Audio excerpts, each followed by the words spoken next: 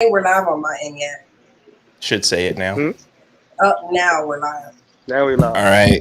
Everybody good? Everybody ready? Ready You as ready, ever. Malcolm? Ready as ever. All right. It's your YouTube live debut. Corey, you ready? I was born ready like fish and spaghetti. Come on, And you are not a Raiders fan, so you should stop wearing that hat. Find it out. What are you talking about? Let's go to work.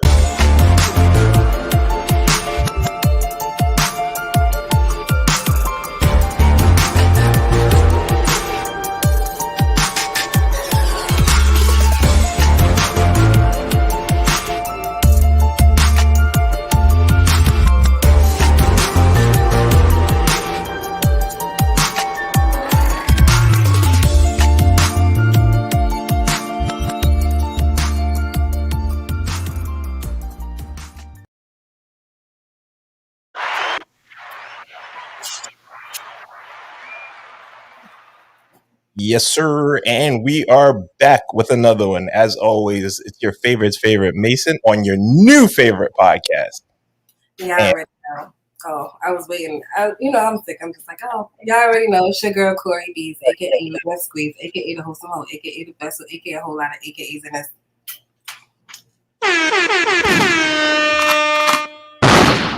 There you go. There you go. There you go. And today we have a very special guest. This is my guy, Malcolm. Malcolm does videos. He does everything. He does art. He's a photographer /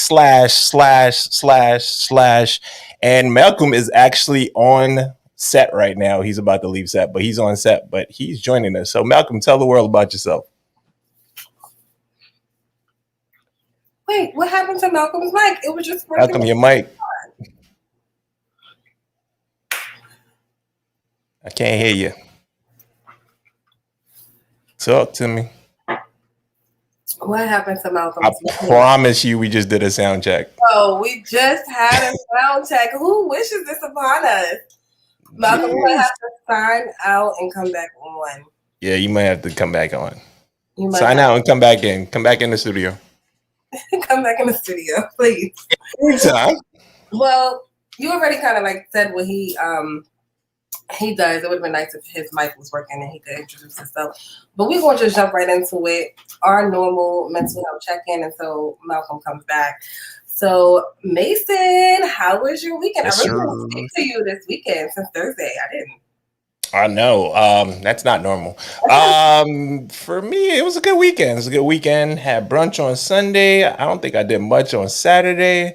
Some drinks on Friday, I believe.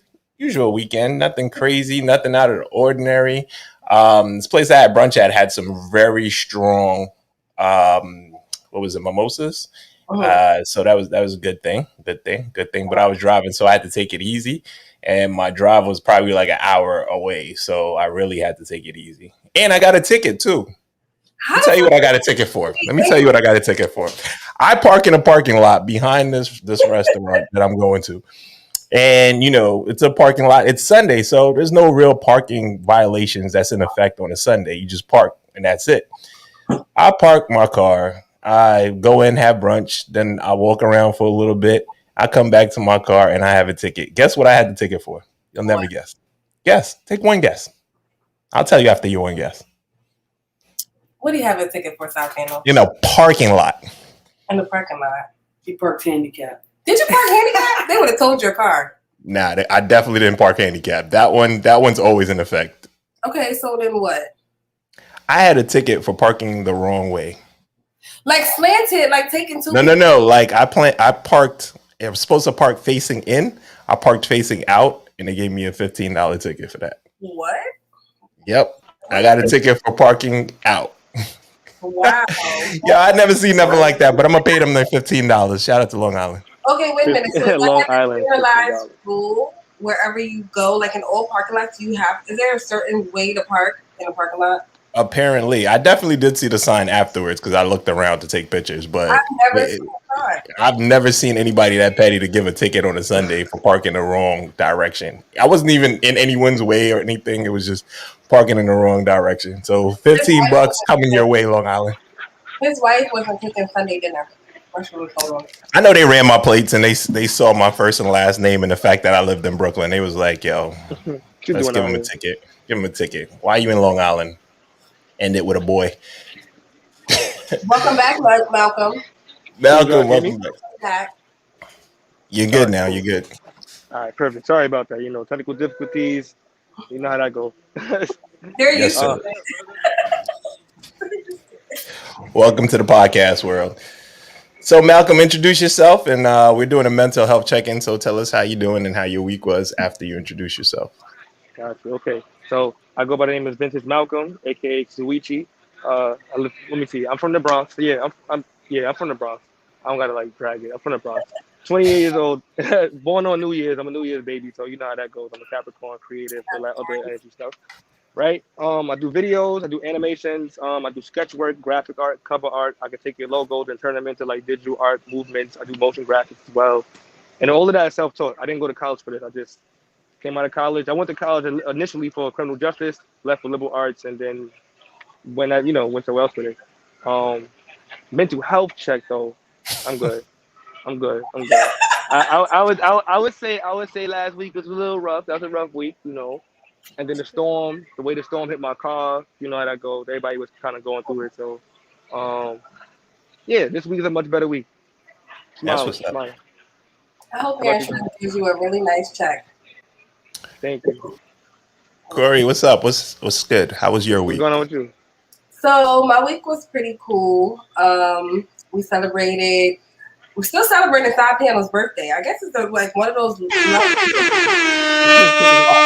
should have gave my man for all the things that he does here. Oh yeah, here you go.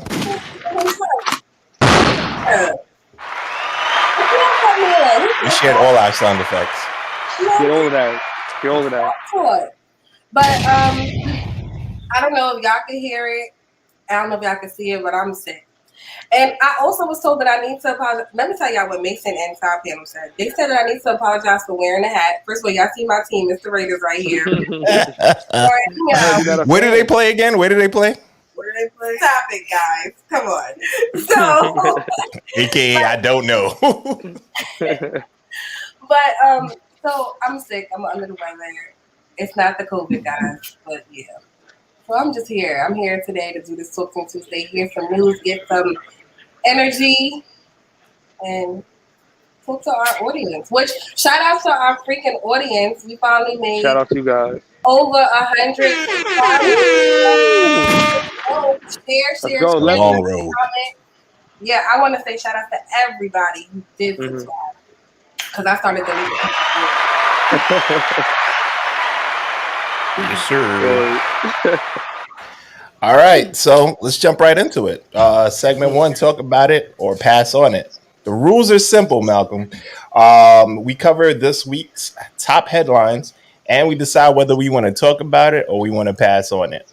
Got it? Okay, got it. All right. Okay, well, Malcolm, let me just tell you, first of all, I'm pretty sure to talk about everything, even when she passes on it. Go ahead. All right, I'm pretty sure because you're on the show, you watched the show. You watched our Talk About It Tuesdays. You know that I have a hard time passing. Like, I pass, but I still say something. I don't know if that's the woman in me or just like, that's just what the fuck. No, I got something to say, but I'm not going to get to it. So you might need to help me on what we should pass on, but really, I want the audience to help us on what we should pass on it. So from Facebook or from YouTube, you guys can actually comment. For YouTube, you have to log in. For Facebook, you just have to go to Team Mason TV to actually comment. This is the part where we jump into our news. Because last week, people was watching from Facebook, which I'm new going live on because I'm like locked out of my Instagram. Long story, go watch the episode before to find out. So they were watching, and all they were hearing was Mason talk about all these people dying last week, and it was just so horrible to just hear the first 10 minutes of our show and people So this is Talk About It or Pass. If you guys don't want to hear about it, you're uninterested, please pass. All right, Mason, go ahead. Jump into the news. I'm sorry. Okay, let's go with the very first one. The very first one is Brazilian soccer star Hulk is expecting a baby. That's not the twist, though.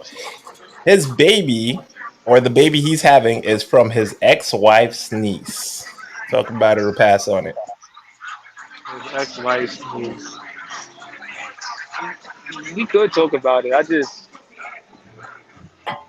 I messy. It's I say messy. pass on it because we clearly know what's going on here. Yeah, I it's just, yeah. don't even know who he is, but why this is news? I'm pretty sure there's something way more important going on in the Like world. I something mean, more weird I going just on. don't think it's a normal thing to have a baby with your ex-wife's niece. So I think Niece, that's How many why yeah, it was that seasons is. did news. That's Jerry why. Springer go, Mason? Huh? How many seasons did Jerry Springer go? No. I'm feeling like he's still going though. Isn't Jerry Springer still on? I don't know. That's like I daytime don't. He got the TV fountain of youth. Is he? I don't know. Mm, mm-mm. All right, next one. So congratulations to Jenny Ming and Jeezy. They're expecting their first child. Talk about it or pass on it. Yes, talk about it. I think. Okay. I think we could pass on it. I'm happy for him, so I feel like we're all happy for them, honestly. So, yeah. Well, do you know the backstory? What's I mean, what's the that's backstory? yeah. Okay, What's the so first backstory? of all, this is supposed to be their first kid, but this is not Jenny May's first marriage. She was married before. And when she was married to her ex-husband, she was one of those people who said, I'm never having children. So now she finally gets with Jeezy and she's having a baby. So I think that that's really interesting. But is that what the story was going to tell us? That's basically it. But what is also Yeah. interesting is, wasn't she also the one that said she would never be with a black man? Mm. Oh, I'm not sure about that one. Let's Google it. Oh my Google it. gosh. Are you Googling it? Gotta get I'm the not receipt sure. too. I'm not sure that she ever said that, but look at God. He changes things, y'all. She's out here having a baby with a black man. Her mom barely speaks English, or So I don't it's know. something. It's something she came to an epiphany because saying that and doing that was no. They got some awesome ways to show you some new things. You know what I mean? Yeah. If you want a legacy though, that was bound. That's the right way to go. Being single and just having it on your own, you end up alone. So it just doesn't make sense. You Mm-hmm. know. Do you think the right person can change your outlook on marriage or babies or anything like that? Yes, I do because I definitely said that I was not having any more kids, and here I am planning the baby. Yes, absolutely. I think experiences do. What do you That's mean? like I agree with you, Corey, but I think experiences also like play a part. Like you have people around you who you see you can live vicariously through their experiences, and some people do grow up like I mentioned before. They grow up independent. It's not saying that's a bad thing, but when you're independent, after a while, you kind of get too dependent on your own independence. You don't know how to be with anybody else but yourself. You know what I'm saying? So it becomes difficult to even settle for something or even use the term settle, but to even be committed to like marriage, to submit to your man and things of that nature. That's the topic in Submit again. conversation. Yeah, yeah, that's the topic of conversation been coming up a lot lately because a lot of women are very much not into submitting, but they submit for certain people, and that's where it comes in for men too. We got to have leverage. We got to have reasons to not a sense of control, but like in a sense of like discipline. It's a damn. I don't want to change the topic. It was a question that I No, saw. you was Okay, running because Mason's googling, so you're perfectly fine. Because okay, cool. All I right, mean, are you so trying to hush my mouth right here? Is no, this? no, no, no. You straight. I agree with you. I agree with I you. just want to know if it's a smoke show. The word submit is always a problem here on Hush Your Mouth, but go ahead. Oh man. All right. No. In fact, I got some music over here. But all right, no. So the question was that one of the topic was that women do need protection. Modern women need protection from themselves. That's what it was. And that the idea was that the independency topic. You have just hear me out. Hear me out. There are I'm there are hearing you, women brother. Go ahead. there are women with great talent, great. How can I say great interests, great skill sets, but they'll choose the easier route, and that's more so in valuing the value of their body. And the idea is that when you do use your body as value over time, you don't have much time as men has time in the years to maintain that level of consistency. You have to work out, and a lot of people don't go to the gym and work out. That's why people get body changes, and then it makes them want to go work out because to keep that body up, you have to be able to maintain the same weight that you had when you had that surgery done. Otherwise, if you gain it, it's taking away your surgery experience. It's looking, lumpy and just all over the place. But yeah, all over the place. But yeah, point being was just that, just What? modern women have so much options that their direction and where they go isn't always the route they should take. It's more like you have so much things to juggle that you don't know which is the best option. But the best option ultimately is still finding and being with somebody who can take care of you because you don't want to die alone. Nobody wants to die alone. Humans wasn't made to be separate. We've made in pairs. So that's all I got to. I'm trying right now. I'm good. We're trying to say like, yeah, nah, take it easy. I don't want to say too much. We get to keep Corey, you have something to say? moving. I stopped my Google search a little while ago. I'm gonna let you address it. I'm gonna sit back and let you. It was a lot. Malcolm, I wish you had better lighting and better sound because we I needed to hear know. everything you had just said. But go ahead, Corey, go ahead. I'm about to move. No. I'm about to go down the block.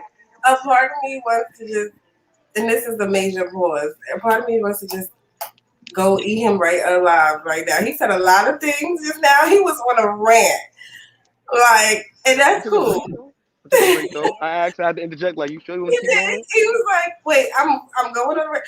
I don't even know how that we got off topic about GC and Janelle having their first kid together. We went on to women. I'm gonna just say no. I don't want to say nothing. Okay. Yeah, let's go to number 3. You right. We're going to have a topic about it, and we're going to bring you back because I'm going to be ready for you. And I wasn't ready. You caught me off guard. I wasn't ready. Like, whoa. I Okay. wasn't ready. All right. Yeah. So, yeah.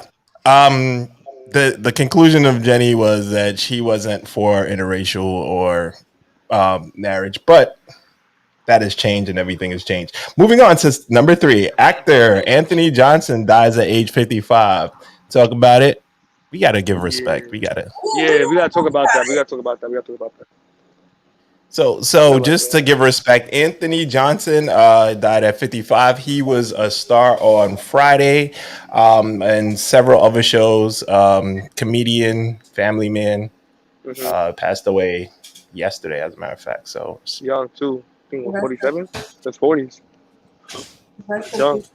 There's a lot of actually Friday Yeah. that have passed away now. So I was trying to figure out what does that mean for us? Like, are we getting old for real, or what's happening? Generation is changing. It's that time. Yeah, it's been crazy.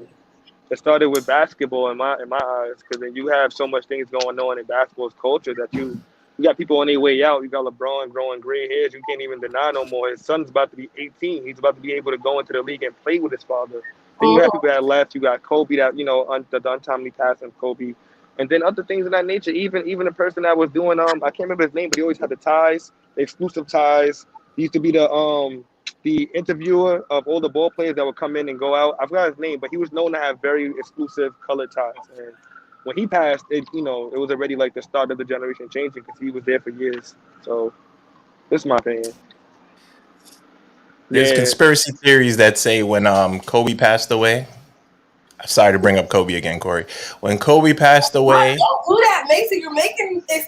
Rest in peace, Kobe. We love you. No one knows. No one knows. But when Kobe passed away, the theory is the world started changing. So after Kobe passed away, several months later, we had COVID, where the world shut down. Several other people died. Why? So Kobe was like the start, is what conspiracy theories say. Not to say he had anything to do with it, but that was the marker to what was happening. So he died in a plane crash in like February, and then every month after something happened. Oh, that's where the whole little grid came out, where they was like, we keeping a track of this. So this is what happened. This is what happened, and they started doing that. What was the craziest thing? Basically, so every month for the last, I guess, year and a half, something crazy has happened. I'm not surprised. The pharmaceutical companies did want to use the Black Mamba name as a trademark for one of their products, and they were in court for that. I don't know who won that, but I know that they were in court even after Kobe passing. His wife was still handling the court case. So pharmaceuticals is not a joke. Like big pharma do not play with their money. Conspiracy theories. Only 2 from Friday left. Yvonne said only 2 from Friday left. Yeah. Chris Tucker and Ice Cube. So that's happening. All right, next news item. Whoa. So this one's kind of sad.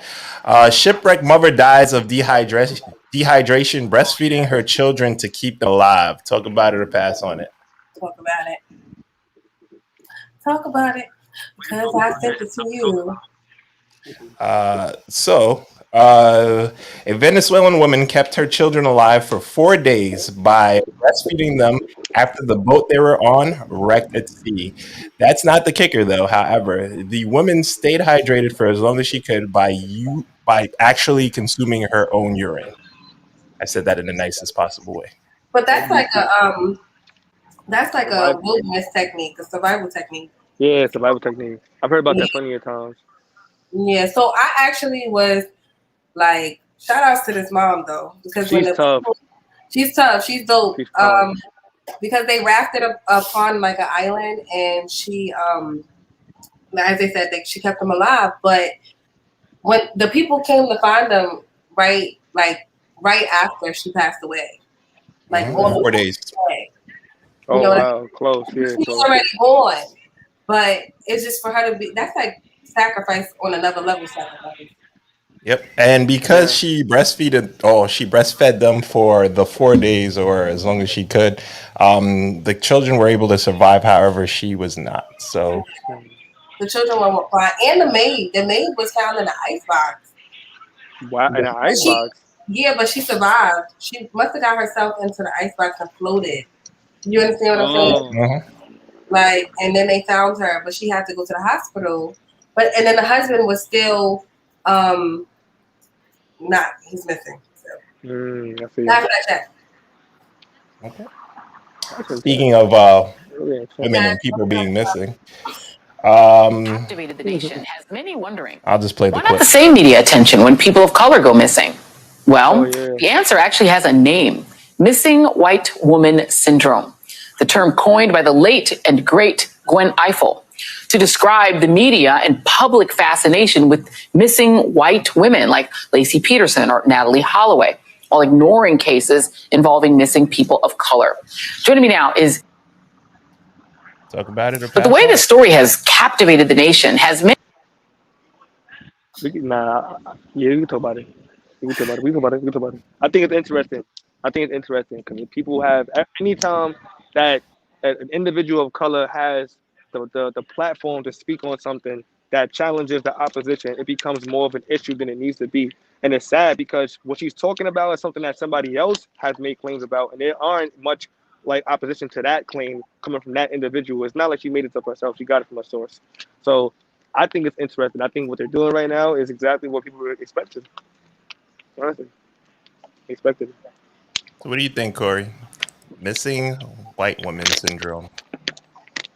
That's basically like what we know to be true. Come on, don't get me started. You already know how I get. I know how you feel about this, but I wanted you to. When I get started up about this type of stuff, you know how I get. No, that is what the media does.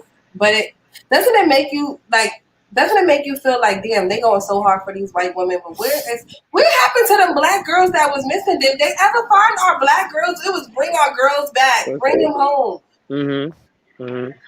What happened? We just let shit go though. We be satisfied with the bare minimum though, or we just forget. We get so caught up in our own world and our own lives that we don't remember that section. Listen, if I ever go missing, God forbid, please somebody remember every day. Yeah. Search for me. So I think those girls in Africa that were stolen. I'm going to say stolen. They were stolen, and they were young girls, school-age girls, because they raided a school. I think it took about 6 to 7 months or more for them to be returned, and I don't think all of them returned, but they returned pregnant. So it was a whole thing about that. But yeah, they were returned pregnant. Crazy. Wow. If that was, and this is no shade because I have white friends, I have white family members, but if this was a white woman, it would have been a whole fiasco. They would have been hunting down. You know how they found Osama? Remember when they found Osama? That was some deep shit. Man, they made that like the whole spectacle and then put it on Front Street in front of everybody. Yeah, that was crazy. Yeah. All right. So next topic. Wait a minute before you jump into the topic. Tina Ward says so used to it. We need to stop complaining and coming together and doing things ourselves. Absolutely. I agree. I agree. His finger. Oh, let's not get copywritten.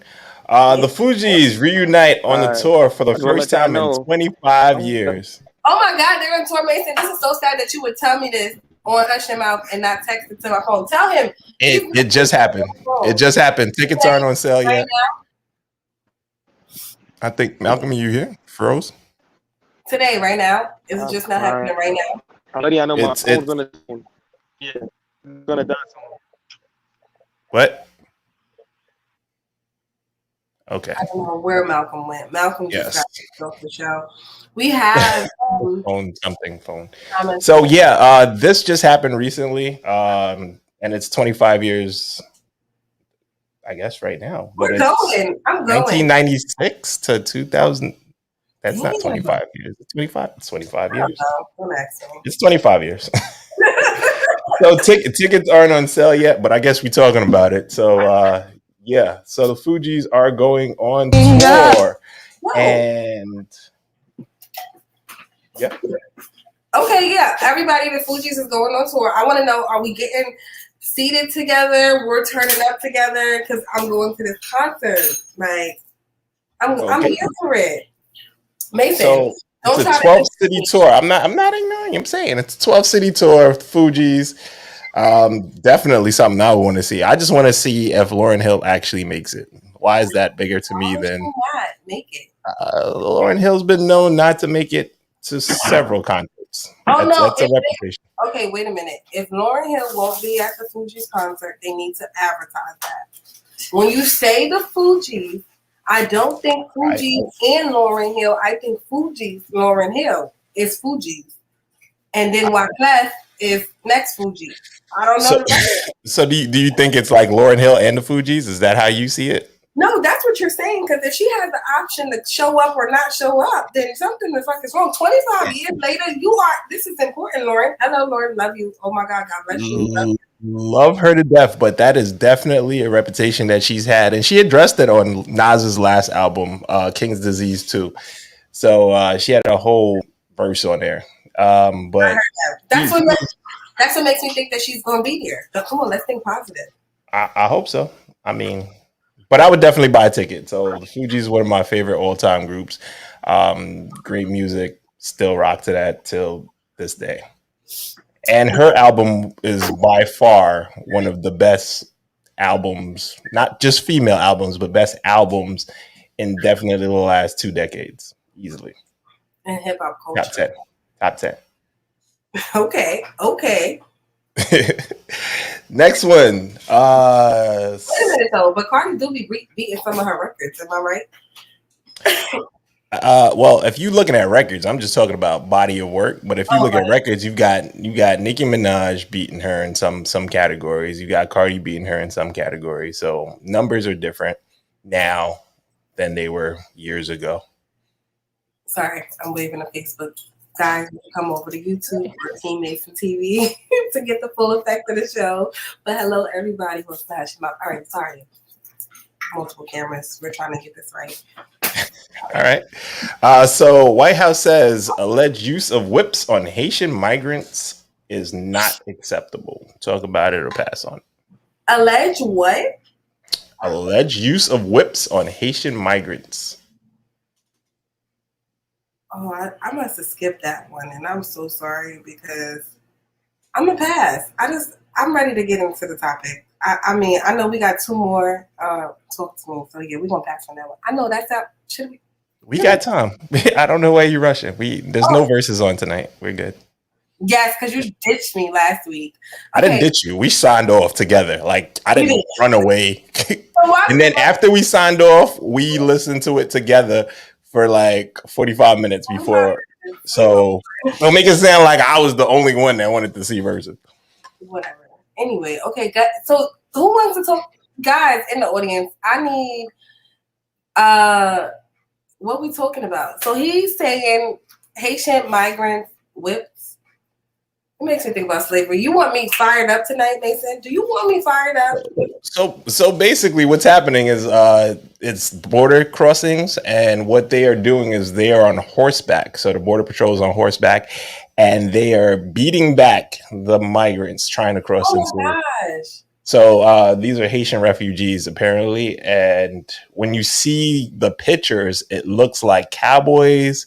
It looks like slavery. It looks like all those things when the slaves were running away and they were trying to chase the slaves. So there's a big uproar about the practices of this border patrol and what they're doing on horseback, whipping Black people. Okay. That's the image you're seeing. So I didn't want to start talking about this. I was going to pass because if anybody knows me that watches the show, no, now we're here. If anybody that knows me that watches the show, how I feel about slavery, oppression of our Black people, Black on Black crime, Black on Black hate of ourselves. Everybody knows how I feel about that if you are a regular viewer. But if you're new, because we have a lot of new subscribers, yeah, I try not to get this because now I'm fired up. First of all, this is the reason why they doing this. It is a replica of slavery because this is what our people was taught. You know what I mean? Haitians come from Africa because we all come from Africa, right? So when our people was being transported through these borders, this is the things that was happening to our people. We are now no longer, people think that we're so oppressed by white people still. No, we are now oppressing one another and ourselves. Do you agree with me, Mason? To some extent, at least. To some extent, I definitely agree with you. I think the visuals, if you haven't seen them, is very enraging. I think that there just needs to be some investigations done into the practices that we're using to patrol the borders. So many other things you could have done. But there's different ways that we could have done that, though. Like, I just think it's like the same thing as when we were running as slaves from our slave masters. The border patrol for them are their slave masters. Look at it. Look at the picture. I wish you could pull it up on the screen. I know it was too late. We should have thought about that. Sorry, guys. Maybe we need to start showing you guys the news in the corner and stuff. Because if you guys look it up, it's been everywhere. The graphic images are like crazy. But let's move on. All right. Talk about it or pass on it. Karen Civil, Jason Lee, Joyner Lucas, and Jesse Wu go head to head on Clubhouse. Talk about it and pass on it. I'm gonna pass on it. All right, moving on. Kim Kardashian's attorney denies WAC 100's claim about unreleased sex tape. Kim and Ray J sex tape number 2. Wait, they have 2 sex tapes? Talk about it or pass on it. Yeah, I want to talk about it. That's ghetto. You want to talk about the sex tapes? So early in the week, WAC 100 was on a podcast, and he basically claimed that he had possession of another sex tape. And basically what he said was he's willing to give it to Kanye because that's the mother of his child. Ray J later came out and said he thinks this is extremely messy. He had nothing to do with this. This is not something that he has, 1, allowed, or 2, orchestrated. So, yeah, sex tape. 2. Do you believe it's true? I think it's a second sex tape, but the first one wasn't that great in the first place. So I'm just You watched the first sex tape? Did you watch the first sex tape? You can't answer my question with a question. Yes, I can. This is hush your mouth. So you're not hushing my mouth. Obviously, I hushed your mouth because you can't answer. So you watched porn. What? So you were watching porn. No, I watched the sex tape, porn. not porn. When you say someone was watching porn, that just means that you just watch porn all the time. No, I watched the sex tape because it was something that does not mean you watch porn all the time because you watch one pornography movie. So now let me ask you this. Did you ever see the R. Kelly sex tape? Did I ever see the R. Kelly sex tape? Yes, I did. So was that porn? That's child porn. That's even more illegal. That's terrible. It was horrible. Okay. It's horrible. I don't think I couldn't even watch that though. See, I couldn't. It just was like, I couldn't. I didn't watch much of it. No, I know you didn't. I know you didn't. Let's jump into our topic. So this is sequel week. We got a lot of things coming this week. We have on Thursday, The Power of Love Part 2 with Dr. Walker. And I don't think Mel will be here. So everybody, I want you guys to uplift Mel in your prayers. She's been kind of sick this week and in the hospital. I really want you guys to uplift her in prayer and cover her with the blood.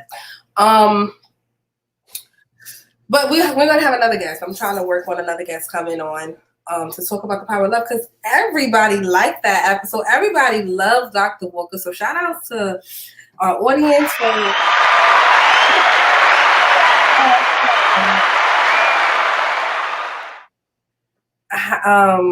shout out to Dr. Walker for having us do those challenges. And that episode, that might be my favorite episode now. I think you learned a lot. I learned stuff about myself, and that was. What was your favorite part? I so want to know what your favorite part was as soon as you get a chance. Oh, when I get so interested, because I'll tell you what my favorite part was. Well, what was your favorite part? You were quiet the whole time, a lot of the time. I was listening. You were taking in a lot of information. So, what was your favorite part? So I'll tell you, my first favorite part was your interaction with Mel when she talked about fathers and keeping kids from their dads and the effects of it. And I think that it was interesting that you guys were on the same type of journey, but at different points.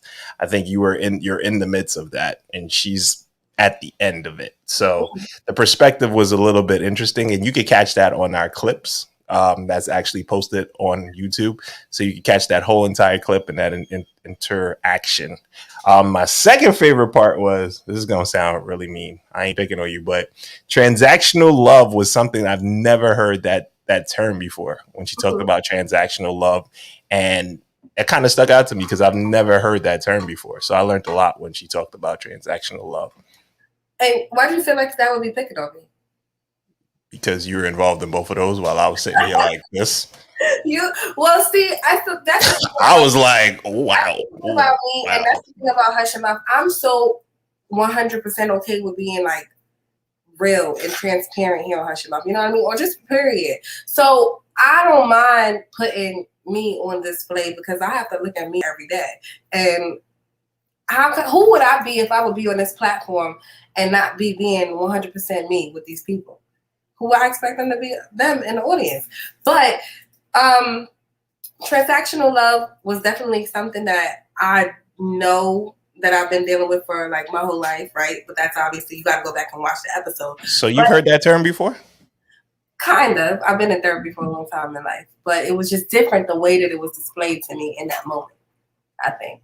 But and you got to remember too, in order for people who have dealt with like a lot of trauma, it has to be a person that they trust and they know and they understand sometimes to explain certain things to them. Everything is not received the same way from different people. So as far as the whole thing with me and Mel, our interaction, that was because it was like, I was watching, I was like, oh, it's getting serious. Because I was like, you ain't talking about me. Like, no. I didn't feel like it was getting serious. I felt like it was very passionate. It was very passionate, but that's what I was saying. That's what it was, yeah. More passionate than serious, yeah. Definitely passionate. And so, did that change your outlook in any way? I'm sorry to cut you off. No, and you know what? I had to go back and I had to watch it. You said no. No, and we're going to talk more about that on Thursday. I don't want to get too much into that because this is not Thursday. This is Talk to Me Tuesdays, and we want the audience to talk to us. So Thursday, if you haven't watched The Power of Love, please go watch that episode so you guys can be prepared for the conversation on Thursday because we still have a lot to uncover. Period. This topic today is dating. You've been doing it all wrong, part 2. So if you haven't watched that, that's last week's Talk to Me Tuesday.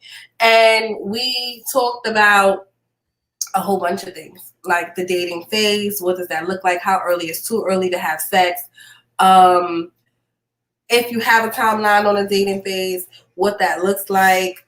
What else did we talk about, Mason? Let me go for my dating. It's all wrong. Because I have the answers here, guys. We talked about a lot of things. We talked about one of the big things we talked about. I think that the takeaway was our differences in the talking phase. I think I had a talking phase. You had several different phases in the dating phase. So, I mean, do you remember what those were? In a relationship, there's several different relationships. So you can have one dating phase, but several different relationships. So So what was the one where is it a situationship? Was that one of the relationships? Yeah. Wait a minute. Hold on. Let me go to my. I want you to bring those notes back up because that was interesting. What date was that? I don't know how to search for it on my computer. I'm gonna have to get off this live on this Facebook. How early is too early to have sex? Yeah, we talked about that. Yeah, no, that was definitely something we talked about. Was that 9/16? You talked to me? No. It was never too early to have sex. What? Who said that? You did, remember? Oh, I never said that. You said preferably first dates. No, I did not. You said that. You don't remember. You don't remember. You don't remember. You don't remember. You don't remember. You could have said it. You know I'm sick and I cannot exercise these focus. So I would just like to tell you that at some point you said that sex is a necessary thing early. No, what I said was, and this is making hard to twist my words here on Hush Your Mouth. What I said was preferably not before the third date, because by the third date, you should be able to really tell whether or not you guys are going to see each other more frequently, right? Within a 90-day period. But even if it's 90 days, don't tell him that it's 90 days because we don't want him to stick around for the 90 days and think that, you know what I mean? I had a lot of things to say in that episode. Y'all going to have to go back and watch it because I can't give up all of that source right now. But no, I said not after marriage if you've already been experienced, right? But not before the third date. No first date sex, unless if you want it to be serious, no first date. In my own opinion, no first date sex if you want it to be serious. I disagree. I can't know what you think. You giving it up on the first date? Yes. For me, for me, I know that's the right answer. Look, Mason don't know what to say. You hushed my mouth on that one. I was like, hush your mouth on that one. Oh, was that I am so far back. I don't know where this note is at, Mason. You're just gonna have to jump into the regular. I mean, the first question is how many dates before you know that there's chemistry? We talked about chemistry last week. Malcolm was supposed to be here, so we were supposed to talk a little bit more about chemistry. Yeah. But how many dates before you know there's chemistry? We talked about that a little bit. What did you say? I totally forgot. I had a outline last week. You said you should know that there's chemistry during the talking phase. You should know that there's chemistry in the talking phase. That's what I'm trying to do. I'm trying to bring up all the phases that we actually have. I'm actually gonna have to do it on here because that's easier. I'll talk about it. I'll go first. So I think that there is not a number to how many dates. I think chemistry is something that you know instantly. I don't think chemistry is something that you have to wait for a long period of time to know. I think chemistry happens when you're talking. I think you'll know it even further when you are in different phases, like when you actually meet up. I think you'll further or confirm or deny what you feel like the chemistry is. So chemistry is something that isn't time sensitive, I don't think. And I think women on a whole know whether they like somebody from the very first engagement. So several dates aren't needed for them to discover if they have chemistry. For the most part, if he's horrible, yes. But to know more about him, 3 dates. If you like him, you like him. If he meets your standards, then he meets your standards. If you don't, he don't. Don't try to keep going on with somebody and dragging it along. It's like beating a fucking dead horse. No, that nigga don't like you. You don't like him. Y'all don't like each other. Just keep it moving. Like, nobody wants that. Okay. Need chemistry from the rip. Chemistry is a must. That's what the audience is saying. Chemistry is a must. London Porter, welcome to Hush Your Mouth. Chemistry is absolutely a must, honey. But let's go back a second to Tropic Lucas before we get too deep into our conversation. He said if they were Euro, they'd be in no problem. I don't understand how a nation made of immigrants stops people of need. Shaking my damn head, F America sometimes. But why does America have anything to do with Haiti? Tropic Lucas, if you're still here, what does America have to do? So it was the American Border Patrol. That's what he's referring to. Oh, talking about. So when we talked about that story, it was the like a few minutes ago. It was the American Border Patrol. So he's talking about the Americans that were depicted in the picture with whips. Wait, that was American people? That's what we were talking about. You No, about Mason, I seriously thought that was Haitian people whipping other Haitian people into other. That white man on the horse was American. I can't see the picture. I gotta pull it up. Remember? Pause. I guess. Why? You gotta pull it up. Anyways, you're from Harlem. You know better. Attorney, no, that shit was boring. Bro, I never seen the R. Kelly because I couldn't bring myself to do it. Heavy thoughts to her. How early is too? Hey, Althea. How early is too early to have sex? I'll need chemistry off the rip. Yes, obviously to go on a date, you want to have some type of chemistry, but chemistry doesn't automatically equal sex unless you're Mason. If you're Mason, then chemistry automatically equals sex. When did I say that? Listen. You the one that said you want to have sex on the first date. So I mean, no, you gotta. I'm just saying. You said sex on the first date is a. We can rewind. Well, not now, but you guys can go back into the tape and see her say sex on the first date. Possible. On this episode, you just said it. You and Side Panel just said sex on the first date. Oh, listen. Sex on the first date. Every date with us is the first date, guys. We have, don't worry about what's going on here.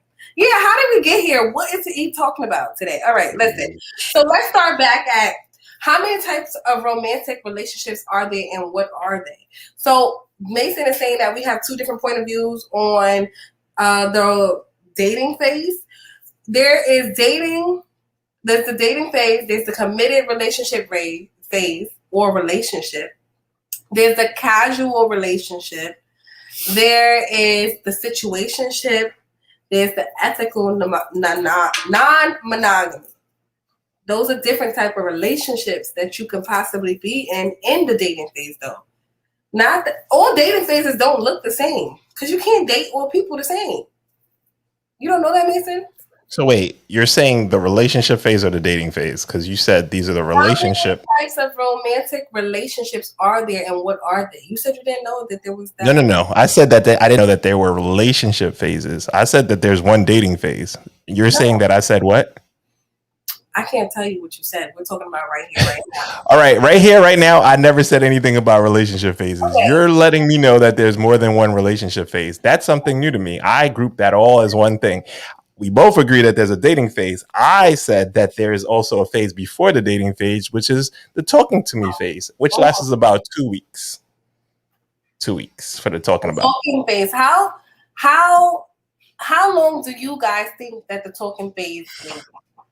How long do you guys? Can somebody comment and tell me how long is your talking phase? My talking phase, I feel like we talking as soon as we start talking. Like not really talking. Like I might be just talking to you, but it ain't that deep.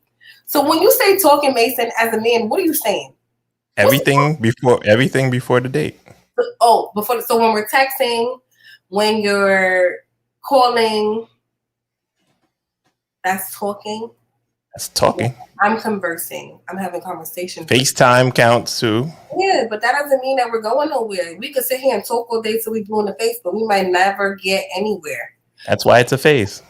And then you decide if you go to the next phase, which is the dating phase.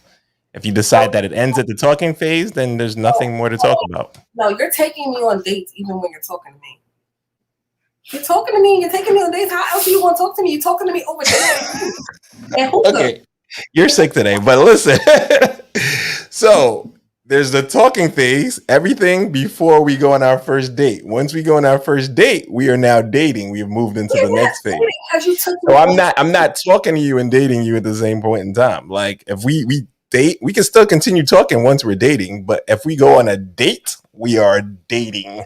No, we're not. How? How, Sway? I'm telling you, you're talking to me and you're taking me on dates while you're talking to me. While I'm getting to know you. So what's that called? We're not dating. It's not a date? On a date? No, dating means I'm starting to take you a little bit more serious. I might talk to my friends about you. You know what I'm saying? We might. So when does that transition look like? What, the dating phase? Yeah. What does that transition look like? Third date when I like you, but it's not. So when I meet you, we go out to a bar. You're at a bar. I meet you. We exchange numbers. We're dating? We're not dating because we're talking. We're at the bar. So when does it go from talking like that makes sense? When does it go from talk? You gotta listen. When does it go from dating to talking? Or when does it go from talking to dating? You said there's no in between. So I'm like, where's the transition? I'm giving you the blueprint. You ready for it? Okay, I'm ready. You got your pencil? You got your pad? I'm listening. I'm listening. So I'm recording this. Right? You get my Uh-huh. Now, when you're texting me, you're talking to me about, hey, I need to take you out to eat. You want to do some links and some drinks, some hookah, whatever the case is, blah, blah, blah, blah, blah. Right? Uh-huh. Okay. We go out to eat. Our first real link, which is going to be like, you want it to be fast because somebody else will come and dust you off the fucking platter. So, you're not anybody. Who are you? Why do I, you know what I'm saying? Why do I want to continue to talk to you? I'm talking to 15 other niggas just like you. What makes you special? I'm not talking to other niggas. You know what I mean, though. Just saying. So now we go out to eat, drink, whatever the case is. That's still us talking. I'm still talking to you. Now, when I start to like you, which out the end, though, the third date is not critical for me, but hopefully by the third date, I even like you. Because by the third date, I can tell what type of person I'm dealing with. Like, do I want to take you a little bit serious? Do I want to date you? Do I want to start telling people about you? Do I want to, be really, really, really involved with you? Like, I don't know. By the third date, I'm telling that. That's the date time now. Can I ask you a question? Can I ask you a question? At no point did you say a transition point. The only thing you said is you're going to decide if you want to tell people about me. So I don't know when we're transitioning. So if we're dating, like I'm just like at no point do I know what's going on. So I'm just in the wilderness. Because how am I gonna know you talking to your friend? How do I know I made it to the group chat? I'm gonna tell you that you made it to the group chat. And that's when we transition? No, when you tell me? Listen, it's gonna be like this. Yo. Side panel. Is this how it works for you? You had no say in the matter. You was just along for the ride and paying for the ticket. I have no say in the matter. People don't know this. This didn't happen. I don't even know when we're transitioning. How do I have a say? I don't know what's going on. Hold on. I didn't have any say in the matter when it came to me and Side Panel. I was told I was the girlfriend. It was like this. Yes, that's what happened to me. I was like, hush your mouth. Hush my mouth. Yeah, I was told like, girl. But that's how it go. I was able to respect it because that's how it go. Yeah, we could hang, we could bang, we could drink, we could have fun, we could link. We talking, I guess. During that stage, we talking. So since you're in a relationship, could you walk me through what the beginning to the fiance stage? Because you had an elevated stage. Come on, they don't see you on the camera. You might as well speak up. Or hush your mouth, but don't hush your mouth because that's not an option for you. Oh, no face. You don't know the face. What happened? Tell your story because you know my version is going. Y'all were there. So I want to know. What's your version? You know my version. What's your version? All right, so let me tell you the storyline real quick.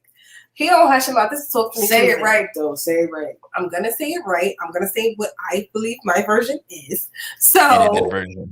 This is not the edited version. This is the raw and uncut. I remember them videos that y'all wasn't supposed to be watching on BET After Dark, raw, uncut. Yeah, this is that. So let me tell you. So when I shout out to those videos. Nelly had me. Tip drill is it. Go ahead. Nah. So I met Side Panel in a mutual setting, right? Worked in my son's school. My son was acting up in school.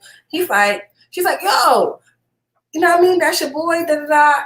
I could hold you down. I'm going to keep a check on him. Know what I'm saying? Blah, blah, blah. So I'm like, oh, okay. Exchange numbers. Didn't holler.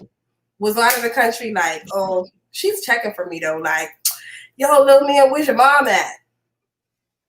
Right? This is true. So my son's telling her. So Side Panel was like, yo, little man, where your mom at? Yeah. While he's in school? Yeah, so I was so happy she wasn't one of those fuck your fort niggas. You know what I mean? Like from Baby Boy. She wasn't that Rodney type of dude. She was like, oh, little man, where's your mom's at? He's like, oh, she's somewhere out of the country. Blah, blah, living her best life. Blah. All right. So now she's like, tell her to hit me. So she sent 2 messages. My son finally sent me. I'm like, yo, let me hit her up. Like, what's going on? Hey, you know what I'm saying? Like, she's over here bugging. I'm like, yeah, what's up? We meet at a park with my kids because our first interaction was about my kid. You said you was holding the kid down. So I come to the park though looking good as shit. Let me tell you what I had on. I had on like this 2-piece jogger outfit. Woo. Waist trainer on, was looking good. Anyway, so now from that conversation, I felt comfortable enough. I had cooked dinner. I was like, oh, you want to come over for dinner? Was that a date? Was that a date? Was that too fast? That's kind of a good move right there. Come over for dinner. Come over for dinner from the park. You know, we hanging, whatever the case was. Comes over for dinner. But see, the thing people don't know about Side Panel is that she was like in a situationship. I don't know. It was like a situationship, but for like a really long time, right? For like 5 years. So you stole Side Panel. No, I didn't. You're the other woman. I'm not. I've never been the You were the other woman. No. You booted somebody else out of place. I did and not. Took over. Mason, your storylines are crazy right now. I'm just repeating what you said. I'm asking questions. You can say, no, I was not the other woman. I was the woman. Go ahead. No, I wasn't any of that because I was just being her friend. So she did like this. Like, with your cute outfit. You know, I was just being her friend. And because I also was in a situationship at that time. So I was dating though. I was seeing how Althea said you can date several people, but you can go on dates with several people, but you're not dating anyone. I wasn't serious with anyone. But is this the food guy? You were with the food guy? I was with the food guy, the hookah guy, the drink guy, the trip guy, the sneaker guy, the shoe guy, the clothes guy. So the roster was full and you were still drafting players. It was a full roster and you were drafting players. What? Why not? My team is not complete without a star player. I'm just talking about what you were doing. Go ahead. My team wasn't complete, guys. So Tina said, yes, that was the date. What was the date, Tina? Be more specific. We don't know what you're talking about. You have to be specific, girl, because this story's running. Okay? So, all right. Fast forward, we're friends. Like, she comes over, she hangs with me. You know, we might watch a movie or, you know, just talk. I go hang out with her, whatever. That situationship was still ongoing for her. And then I had incidents of, like, someone I was dating. I was now dating someone. That made her mad, right? So wait, you were now dating someone? Yeah, like I had gotten serious with somebody from off the roster. Okay. So who progressed? Was it hookah guy, drink guy, cab guy? His name was Mr. No Commitment. Okay. Because NC. we got serious. So that was a situationship as well. Like one of my dating / roster guys became my situationship guy. That's a promotion? He got a promotion. He did get a promotion because I was serious. I let go of the hookah guy, the food guy, the drink guy. I was upset. Like you was down to 1. I was down to two. Side Panel was still in the picture, or Side Panel snuck in? She snuck in. This is what you don't know. She snuck in because I really felt like Side Panel was my friend. Like I didn't see a seriousness. You still don't want to talk? Now you got it. I got the story. This is the story. What you want them to think. Oh, tell them what I want. Side Panel said, "Tell the people what you want them to think." That means there's lies happening, but you know, there's no lies happening. Translation: she lying. When we have sex in the first year and a half, that you know me. I had a girl. Oh, you had a situationship, but. I didn't even like her at first. Look at the comments. You liked me. You came with the little cute suit to the park. You liked me. I didn't like you. I was cute everywhere all the time. Corey said, I came looking cute. And you described the outfit. You was throwing the bait out there. You was trying to catch the temperature in the room. You should just be cute everywhere you go. When you go to the store, you never know who you can meet. You should be cute, ladies. Please don't wear them scarves to the store. That's not cute. I don't wear scarves to the store. I don't wear scarves nowhere. Won't catch me outside and whatnot. Never. This baseball cap might be all you could have. Look, no, she dressed like that all the time. Come on, that's right. Come on. Chill out. Don't worry about who that is. If you wanted to know, you'll be on the show. So, long story short, guys. Fast forward a year and a half, Mr. No Commitment is no longer in the picture. No, 2 years later. Yeah, 2 years later, Mr. No Commitment is no longer in the picture. Situationship is on its way out the picture. And side panel starts beating down my door, like, beating it down. I'm like, what is happening here? She's like,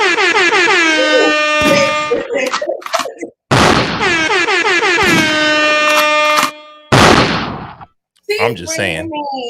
She's bringing me the whole ocean every other day. If you know me, you know I love seafood. I mean, like for me and my 7 kids, because I had 7 kids at the time. I had my nieces, my nephews, my kids. It was COVID happening. COVID, started to take place. But she was at my house every day. And then one day, probably like 2 months later, I found out I was her girlfriend. And that's how it happened. Yo, I feel like you skipped some things. So there was seafood and then girlfriend. Girlfriend. So there was no more courting. Like that was the courting. That was the courting phase. The courting was happening because the thing about, and this is what I say about COVID relationships.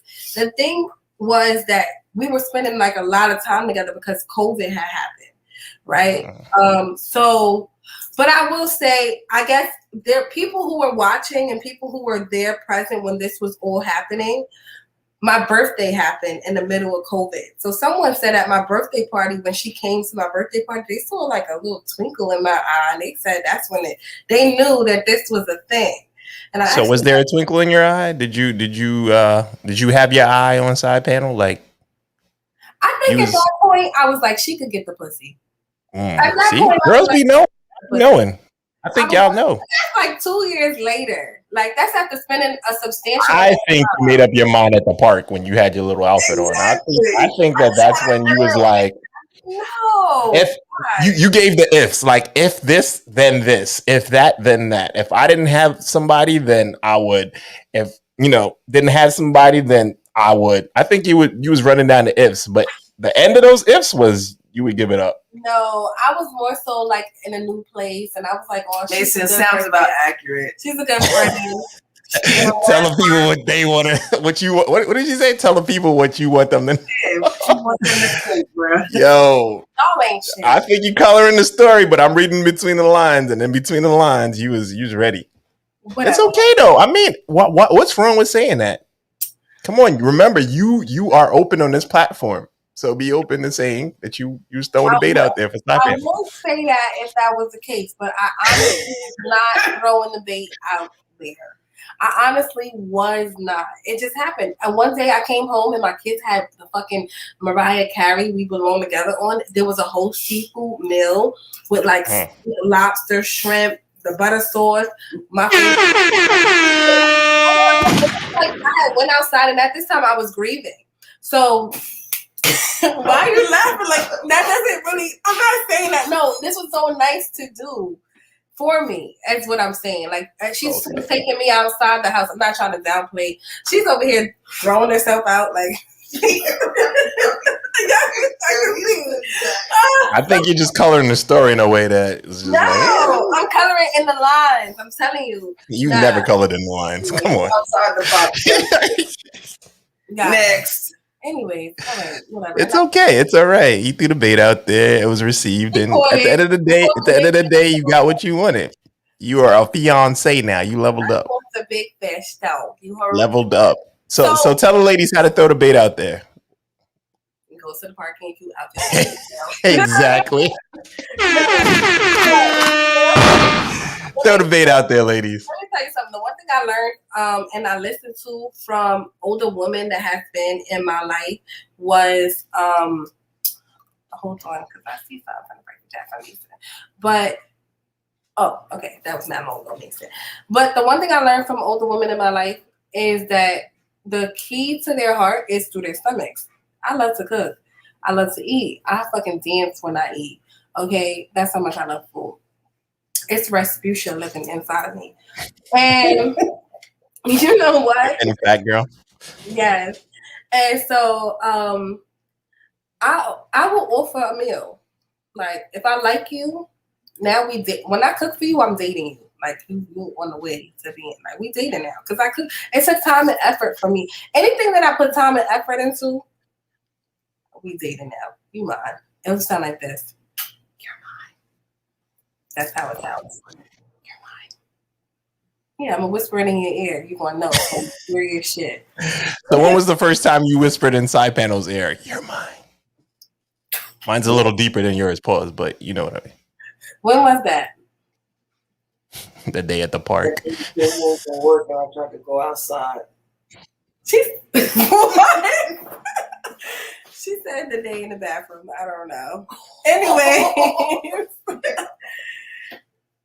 popping up with the smoke in the bottle, dead ass. Shut up. Hush your mouth. He's telling the business. Yvonne. She said Yvonne. Anyway, guys, let's jump into it. So, what are your expectations when dating? Like, Mason, what are your expectations when dating? And at what point do the expectations change?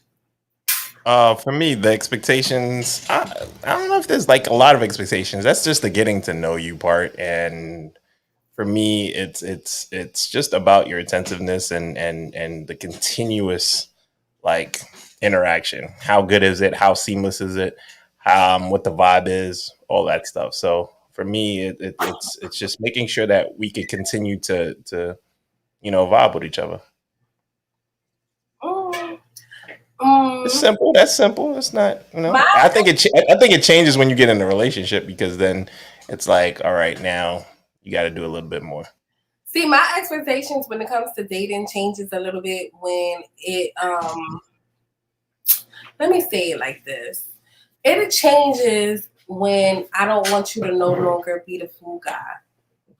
Or I don't want you to be like, you know what I mean? Like when I want to start taking you serious, what you would have been hearing about all of that during our sessions at the bar or the grill or wherever we were at. You've been hearing about that. And me being able to see that you can deal with all of that, that's when my expectations would change. Yes, consistency and communication, all of that stuff. Like I have to be able to see that you got all that. Yeah. Okay. And what shows that? How do you see that somebody has all that?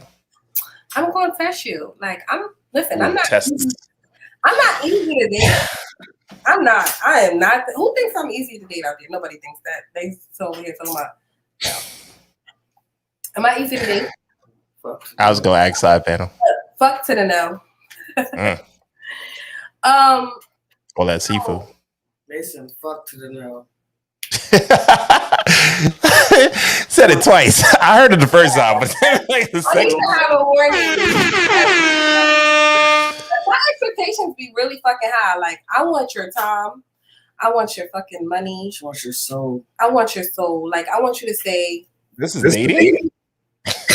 Before we be committed, yeah. I need you to be okay. You were all the money, all the time, and I don't want it then. I want most of it then, but I want the full amount once we become committed. But I'm saying though, like I want you to like understand what I expect of you while we're dating. Like I'm very like clarity is real big for me. Clarity is a big thing.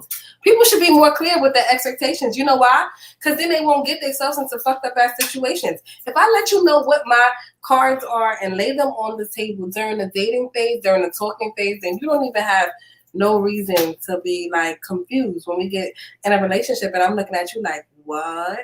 Or you? How do you communicate your wants and your desires during that point? That's another topic. Oh wow, talking is another topic. My wants and my desires. Now, why is dating after 30 so hard? Swerve that question. Got you. I think it's different for men and women. I think for women it gets harder as you get older. I think for men it probably gets easier as you get older. Explain. I think for women as you get older, I think you start expecting less and less. I think your standard starts to change. I think for men, our opportunities grow. more established in life. I think if you're older and richer, I think your opportunities expand. I think that's not the same for women. Women that are older and richer, I don't think their opportunities expand. So so I know it's a different look, but no, I didn't think I looked at it. I don't think I looked at it like that. I didn't look at it from the man's standpoint. I didn't think about like, oh my God, men, because girls like older men, right? Because they feel like they're more stable. So that is why your dating pool gets larger. I was gonna say wider, but I was like trying not to say pause right after. I was like, pause either way. But no, it gets larger because you can date younger women, and that's an experience, especially for an older man. So I didn't think I looked at it like that, but I did say the potential pool changes when you're dating after 30. And some dating aspects of your 30s make dating harder, right? It makes the process because it's like you learn more about yourself in the process of as you get older. You know what I mean? So your expectations and your desires begin to change. What you would accept at 24 is not what you would accept, or what you were looking for at 24 might not be what you're looking for at 30, right? I agree. You probably no longer have places to meet people at, right? Except for like work, because if you're single and you're like in your 30s, most likely you are throwing yourself into work. Like, I don't know, or your kids or something, but you won't be at work. So you're no longer going to social gatherings or, you know what I mean? Like, you don't die after 30 though. You don't die, but shit, it becomes a little harder because if you meeting that man in a club, I'm pretty sure you want a family man. And if you meeting a family man, you gonna have to meet him at like church or something, or like school or something. Yo, you don't have happy hour like after work where professionals gather to have low cost drinks? Like that's not something that you do after 30? You go and meet somebody at happy hour, but what if that person's low-key an alcoholic or something? Now you just gotta deal with that man. You don't want your partner going to happy hour all the time. Corey, we drink all the time. We drink all the time. We drink all weekends. You're drinking during the show. We drink all the time. So are we alcoholics? Business. Nick, are we alcoholics? said family men definitely be in the Changing the subject. Swerving. The swerve. Oh my God. Okay. Anyway, I also said that you become jaded in your 30s, right? And women or men or both? Both. I think people in general start to learn more about themselves in their 30s. So, yeah. What year of dating is the hardest? What do you think, Mason? I think. Wait, I'm sorry. What club Althea be in that she said family men be in the club? Because I want my family man to fuck at home with his kids reading her a fucking bedtime story at club hours. you never go to the club and see the family man? The one who just so happy to be outside that one night out the week. My babe's the family man at this point. Hell. I mean, in the strip club, they be family men all the time. They be there in the daytime. You will not be in the fucking strip club spending my child's tuition money. They be in the daytime for the lunch rush. She said, wherever you go, they are there. Just ask for their Instagram. What? So I have a question out there. So how do you know that he's a family man based off of his Instagram? What about his Instagram says that he's a family man? What about it? Does he have his kids posted up there? Does he post Bible quotes? What does he do? Bible quotes. That's the family man? Because he posts Bible quotes. Because he's a God-fearing man. He's a family man. Because what kind of man you looking for? Because my God-fearing man is not in the club. And he ain't got no Instagram unless he's talking about you. Yo, do you know that the church social groups are a thing? Like that's where you could go to meet with women and men? Like the church social groups? She is so silly. You disregarding my church social groups. Go ahead. 5 kids and his wife says it all. Yo, I am crying. Yes. So now when you talk about that, family men do be in the club, and they shouldn't even be there. And they should not be spending that wives' money like that. How is it the wives' money? Like, what are you talking about? With the kids, I'll be understands what I'm talking about because we're having the same conversation. I'm just gonna drink this water. Right, go ahead. What you say about your social group, Mason? I don't even remember. You wanted to go into clubs and all kinds of things. Go ahead. I'm sorry. So, what year dating is the hardest? Answer. No, I was asking you. I'm the one asking. Oh, we all over the place. I think towards the end, wherever the end is, when it transitions to either a relationship or it transitions to the end, because some people date for a while before they decide that. What did Side Panel say? You're my girlfriend now. Before that moment, there's things that happen, and I think sometimes you decide, hey, we're not going to go to the next level. So, yeah. So whatever that part is, I think that's the hardest to make that decision. Oh, the last year. Last year. That's when all the it's either sparking or it's not sparking. So you got to make a decision. Do you continue or do you not? I think that's harder than any other time. So that could be at any point. That could be a year into the relationship. That could be 2 years into the relationship. But when you decide that you're going to go to that next level or not, is probably the hardest decision to make. So for me, I say it's the first year after the honeymoon stage, which the honeymoon stage lasts for maybe a good, what you say? I say 3 to 6 months, the honeymoon stage. And if y'all move really fast, maybe 9 months. Now, the honeymoon stage is 9 months. What you think? How long do you think is the honeymoon stage? You're looking at me like I'm crazy. I mean, I think your whole first year is your honeymoon stage. No, because after a year... you asked me what I thought. Like, you said, no. Like, no, yes, first year. You think, however, what? Okay, however, I think. No. So, and I'm going to tell you why I say the first year after the honeymoon stage. I'm in the first year where you guys now, like, it's time to get serious. Like, the honeymoon stage is kind of over. You're trying to figure out which way you guys got to go to execute the things you were talking about during your honeymoon stage. But it's also establishing that mutual respect. Because now the chemistry is not, like, gone, but it's kind of, like, died down a little bit. Like, you guys are like regular people now. Not died down. Your chemistry is always gonna be there, Mason. I'm not saying it like that. Okay, I was listening. I wasn't just making a face. I'm saying though, like the chemistry should be there as long as the relationship is there, because chemistry is what drives the relationship to be great. I'm not disputing that. However, is that like getting butterflies? Yeah, like you gotta be like, all right, I might not get these butterflies every day, but I'm gonna get these butterflies 3 times a week. But now it's that whole establishing the mutual respect for one another, being able, because that's like usually the time, like the end of the first year is the time where now you guys start to go back into your social groups. You guys start to go back to like your regular, like y'all miss y'all old selves, a part of your old self. Does that make sense? Uh-huh. Okay, so that's what I'm saying. I'm talking about that area, that phase. Yeah, no. Okay. I think for me, it's so you're saying everything after the 9th month? Because the 9th month after the 9th month, which people might, because everything after like the 6th to 9th month.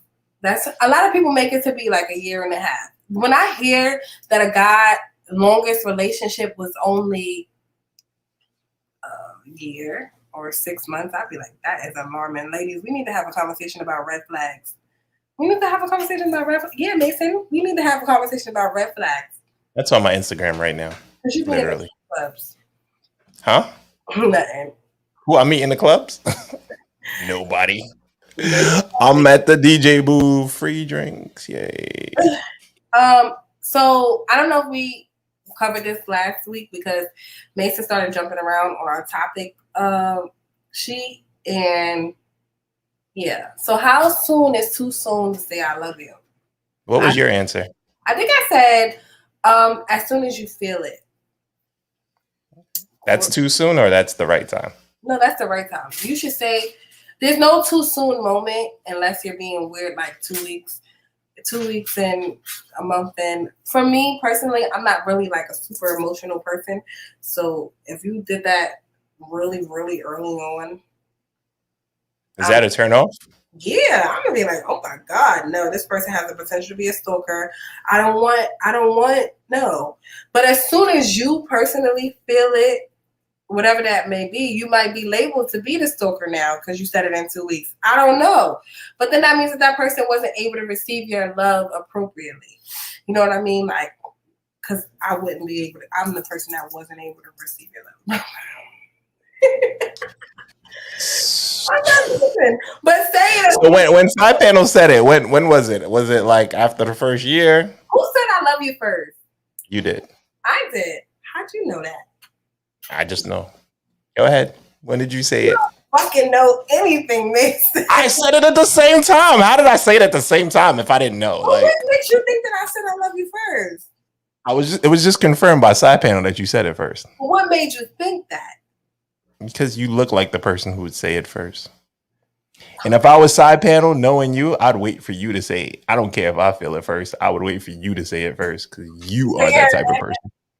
Side Panel. So I'll be like, yep, loving you. Waiting for you to say it because I ain't saying it first. You keep saying I said it first. I don't recall, but how did that happen? It was at the park when you was in your suit. This is layup sessions. Oh, it was a layup session when she used to play in my hair and shit and lay up. Okay. Watch movies and it would be raining outside or something. Oh, that's romantic. I'm romantic. I know the right time. I was like, this is the time to say it. So did you feel it at that moment or had you been feeling it for quite some time and you decided, hey, listen, this is it. I'm going to jump off this bridge. See, the thing about me is that I'm not scared to jump off the bridge with no fucking parachute because I have a cape. When love wins. As soon as I said it. As soon as I felt like, you know what, I really do love this person. Yeah, no. Did Side Panel say it back to you or did you just say, duh, what the fuck? What kind of relationship would we have if she didn't? I would have been like, you're out. Would you be insulted if you said it? Oh, wow. I would have been insulted if I would have said. But you know what? At the same time, I wouldn't want somebody to say something that they don't mean just because I said it to them. Don't be one of those people, guys. Don't be one of those people who just be. Would you do that, Mason? No, I don't think so. Say I love you? No. You just don't even look like you say I love you. Period. It's hard.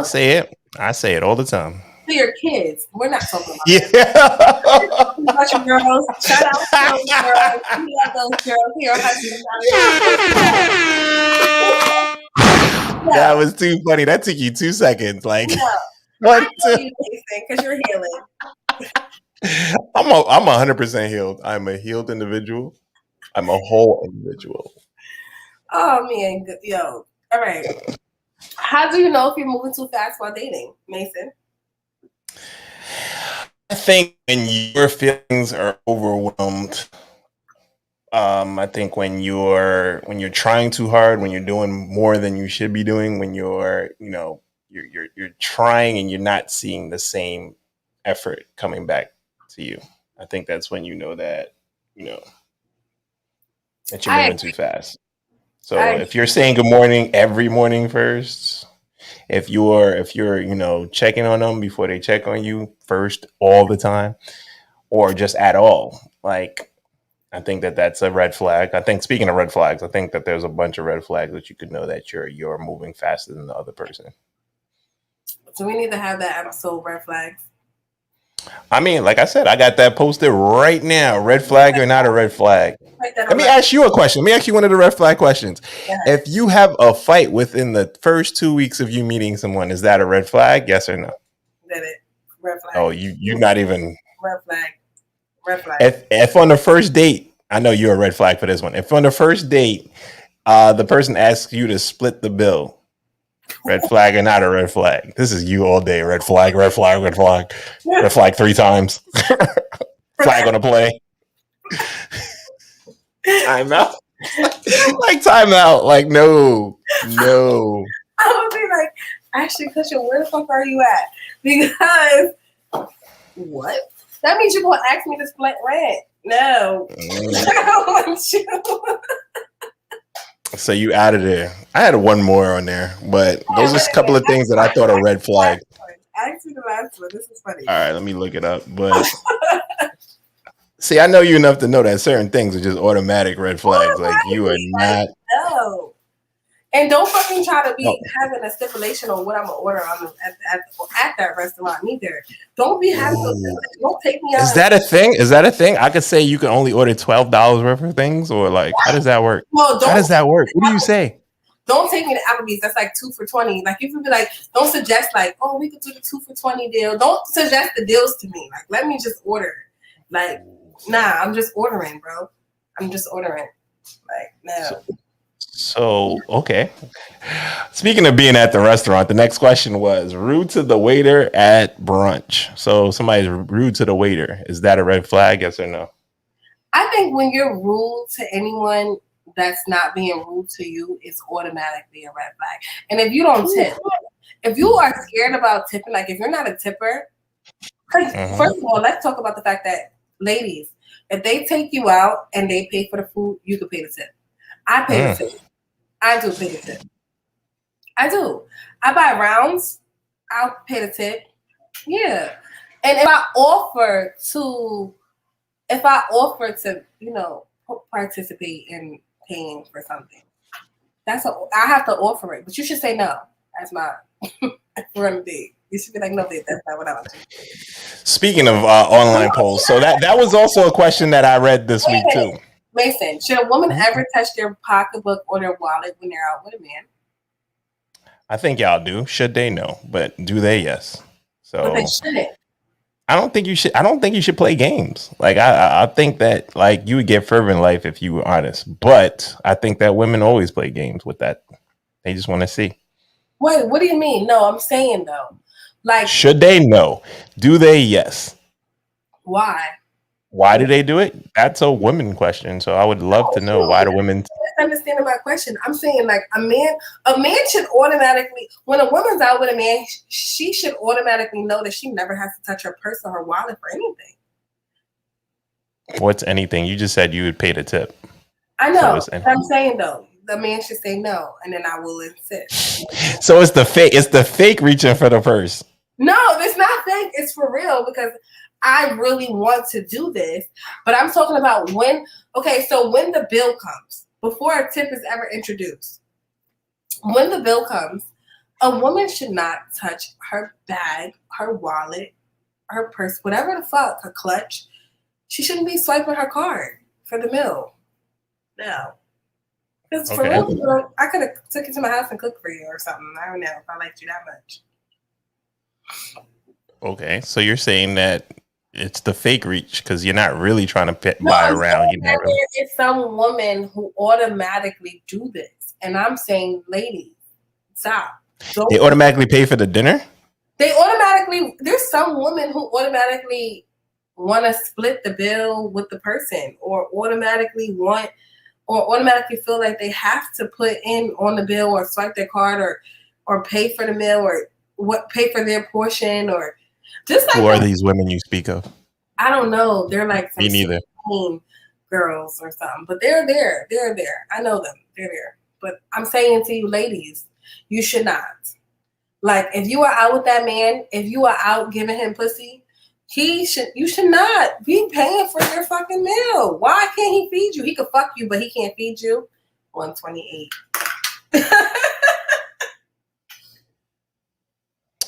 Okay. All right, Nathan. Sex is not a gift. Sex is not a one-way thing. So I that is not something that is mutually just mine. If you buy me a pair of sneakers, that's good. We good money. But if we're both enjoying our time, don't buy him no sneakers because those gonna be the sneakers he walk out of. Unless he's yours. Like when you keeping them. Unless you don't keep them. You ain't never buy a side panel some sneakers? No, that's mine. You heard me when I said you're mine. He has all the sneakers, all the Gucci, all that she wants. No, yeah. Okay. No, but for somebody that I'm not really too sure of or certain of, no. Unless I don't give a fuck about you, now we're exchanging gifts. I'm a really good gift exchanger. I've been in situations where we exchange gifts. So I might have bought you some shit. You might think you, you lit? This no. is that transactional love that the doctor was talking about. Go ahead, continue. Transactional. Transactional. We'll continue that conversation this Thursday. We're about to head out. This is the last one. So, how do you know if you were moving too fast while dating? I also agree with you. I basically said if it doesn't feel right. If it doesn't feel right, you're moving too fast. Don't be pressured into doing anything. Don't want to do things that don't, benefit you or make your soul smile or make you happy inside. Make you feel good about yourself. That's how you know when you're moving too fast. So that goes for the dating phase. That goes for the sex phase. That goes for the next step phase. That goes for the marriage phase. That goes for all these phases when you're dating and to being into real relationships. Interesting. I have one more question. For you, being you, would you rather be in love with somebody that you're dating or for them to be in love with you? I also asked this on my Instagram. I'm going to tell you what everybody said and after you answer. I'm going to tell you what everybody probably said because I know this is probably what everybody said. I feel like you should be in love with somebody who is more in love with you. Answer was? Yes. And why? Why do you feel like that? Because I feel like that's a problem. That so many people thought that. But go ahead, you finish. I don't know. I just feel like that's like an old saying that older people tell you. Like if you had a grandma, nana, auntie, or whoever, when you first ever got your heart broken, right? You were just broken, girl. You was broken, boy. You was broken. And so I feel like certain things don't hurt as much. Not even that they don't hurt as much, but like it's more so like that person that's more in love with you than you are with them, they're not going to hurt you as much. Does that make sense? Their intention is only good for you. So the fact that they love you, and when I say like love you more than you love them, it doesn't mean that you don't love them. It doesn't mean like love is not a balancing act. Like, no, it's not. So I don't know. I don't really have a real answer. What do you think? Why do you think? Because I feel like too many people are protecting their heart when they like, life is about risk, right? Life is about risk and reward, right? So it's always going to be the greater the risk, the bigger the reward. So sometimes you got to take a chance. If you like somebody, that like could eventually become even more, or it could be the one for you. You may just have those feelings a little bit earlier. There's nothing wrong with that.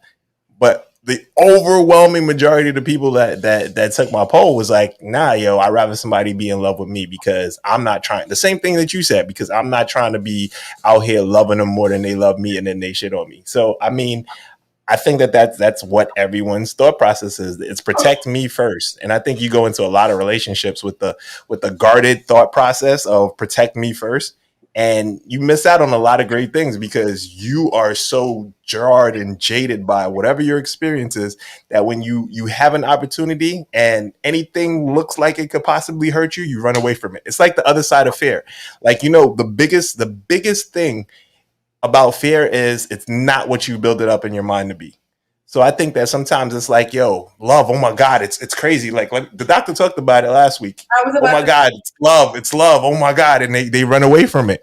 But I think sometimes you need to say, you know what? I feel this way about this people. Let me see how it goes. Even though I may be more into it than the other person, let me see how it goes. You know what I'm saying? Let me take a risk with my heart because the reward could be way bigger than the risk. So, you know what I'm saying? You're either going to get hurt or you're not. Both hurts. You're either going to miss out. You're either going to miss out on a great thing or you're not. But finding out one way or the other, both hurts. So you got to pick your hurt. I absolutely agree with you on that. I do agree with you. Go ahead, talk while I catch my breath. Go ahead. I just still. This is a moment. Hush your mouth history. Oh my God. And applause. Thank you.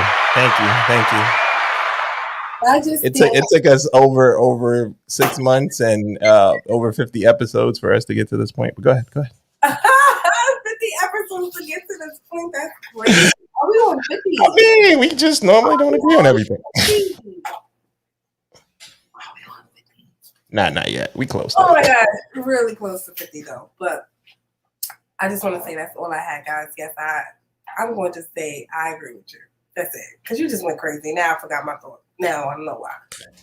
You said the old people said it, so I don't know. Oh, old people said that you need to find somebody that loves you more than you love them. And that's what's going to work for you. And I think I maybe agree with that. All right.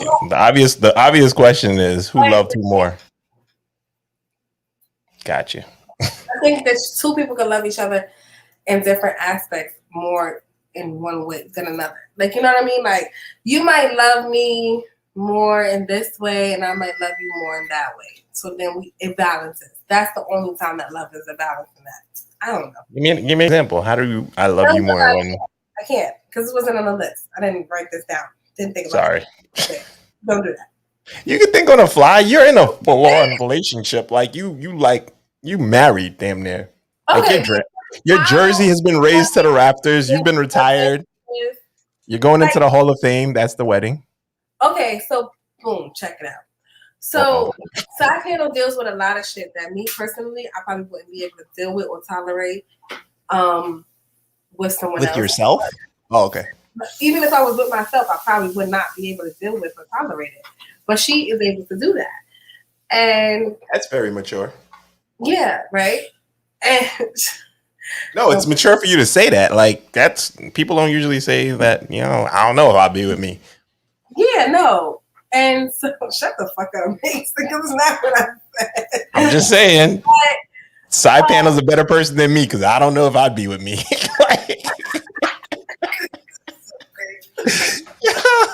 That's what you said. I'm just saying. I'm just repeating. Way to go. Shout out to side panel. I really don't know why I would be with me sometimes because I feel like, oh my God, babe, you have to endure that. You have to deal with that. And if you watch The Power of Love, you understand a little bit more about me and why I am the way I am, and her taking her patience and her time out to understand that. I don't know if I have that same time and patience. So that's her loving me a little bit more, you know what I'm saying? Mm-hmm. In that aspect. But in the other aspects, I love her more than she may like love someone else from a different standpoint. Does that make sense? I can't break it down. I'm gonna go back to what I said, and big shout out to side panel for loving somebody that couldn't love themselves. Shut the fuck up! She said she's a better person than me because I wouldn't be with me. God damn. It hurts. It hurts me so bad to laugh. It's okay. It's all right. It hurts me so bad to laugh. Mason, don't do that. I'm sorry. Did my team win? The Suns don't play yet. I was talking about the other team. I'm talking about the Raiders. Oh, okay. My fault. We're still in the game. I didn't hear we're out. Yo, this has been crazy. All right, guys. So you already know y'all can find us here every Tuesday and Thursday at 8 o'clock. We've been getting way better with our fucking time. Y'all been late.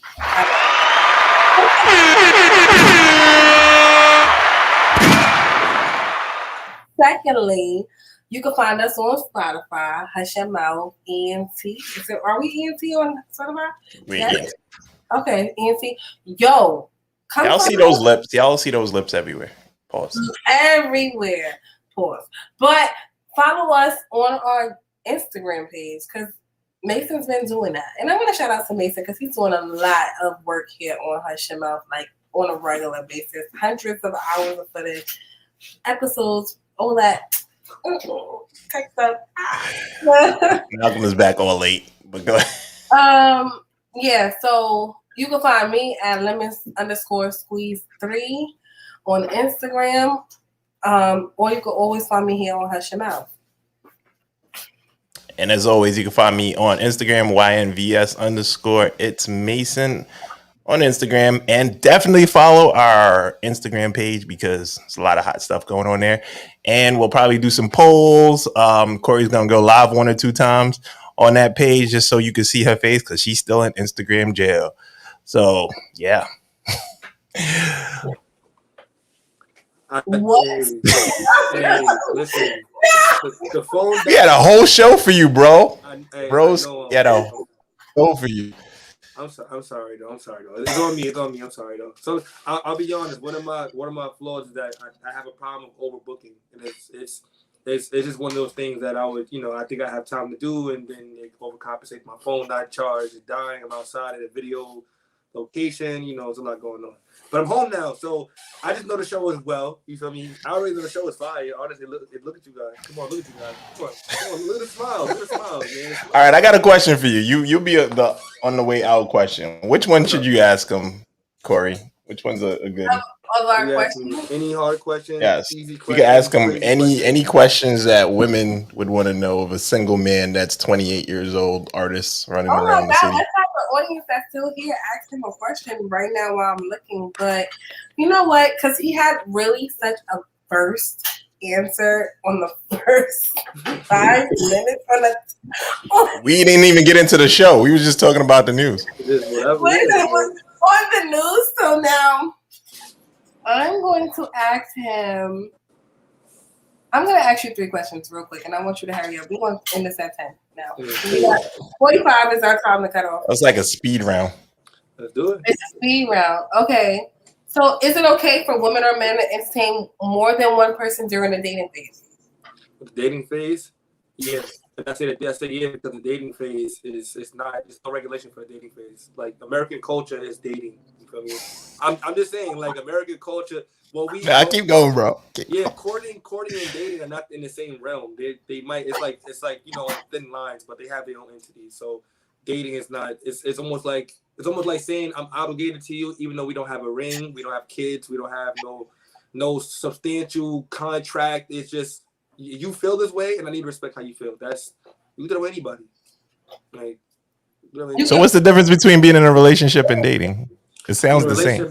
Being in a relationship is an open commitment, it's a social contract. So it's your bridge to a physical contract and being married and together. But people they take relationships with marriage and associate love with it too much. It's more of a partnership when it comes to marriage. It's incomes that come into play, and that decisions have to be made. But yeah, it's dating. Sure, dating in this day and age, man. It's like giving your trust to somebody. Let me not let you hang yourself. Go ahead. Next question. Next question. All right. So this one might be a little hard for you, but I want to see what you think. How many types of romantic relationships are they, and what are they? Of romantic relationships, that's a tough question. That's a trick question. So I'm gonna give you. This is a trick question. So do you want help? Want to phone a friend? Please. All right. So dating is one. A committed relationship is one. Ooh, okay. Okay, but see, if you're saying romantic, because we don't live in a time where chivalry is so relevant. So it's like you don't see much of romance unless it's associated with materialistic things, like it's diamonds, jewelry, fashionable, nice clothes, things seafood. So I wouldn't. I'm just saying I wouldn't consider like our experience right now to be somewhere in the romance side. Especially because marriages aren't even being, they're not successfully sustaining themselves. It's a lot going on right now. But yeah, what happened? What the fuck? I'll be over here. I'm gonna be in the corner. Go ahead. So it's dating, committed relationships, casual relationships, casual sex, situationship, and ethical non-monogamy. Those are the types. He believes in casual sex. Go ahead. He believes in casual sex. He already let us know. I don't know. But casual. But he said no. Yeah.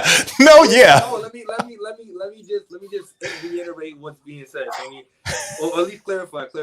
Men can have complete sex with no emotions into it. You feel me? Okay, women.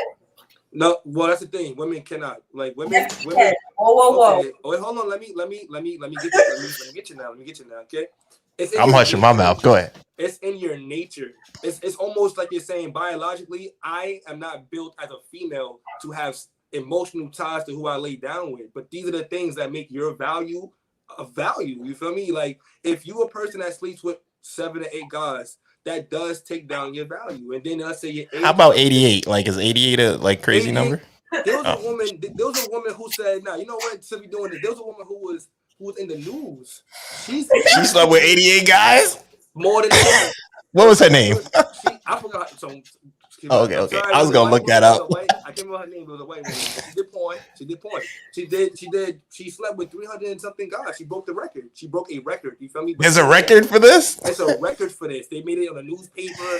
Is there a time frame? Like, is it like an hour? Like 88 guys in an hour? I don't know. I had to. I looked into it. I did. I'm like, how the hell did you? How? You feel me? Where did the rounds? Where did the conversation? Rounds. There's no rounds with 88 guys. Yeah. You just gotta keep going. One, you're out. You're out. You're out. Tag.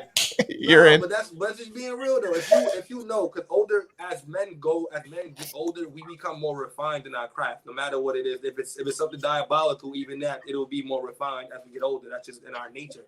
So for women, so you're saying womanizing, you could get refined in womanizing if you just stay at it long enough. If the individual stay long enough, he can be profound in womanizing. It's possible.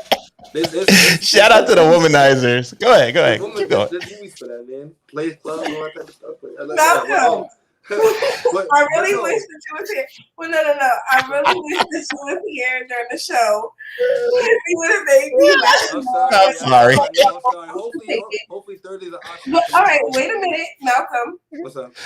I have like 1 or 2 more questions for you. So it went from 1 to 2 now. Tell me, why do you feel dating? How old are you? 28. Oh, you can't tell me. Well, I still want to hear your answer.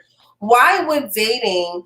Because 30 is gonna fly by for you in like this, right? I'm gonna drop some jewels on this one for you. Why would dating after 30 be so hard for men? And for women, it's much harder for women because you're fighting your biological clock. I feel like what men are so comfortable being men understand. Okay, is at the standard we're taught that, but when you talk to women these days, it's almost like, yo, I have the power to change reality. No, it don't matter. I'm gonna wait and keep waiting and then keep waiting. And then you're like, now the same way time flew for me is not flying for you.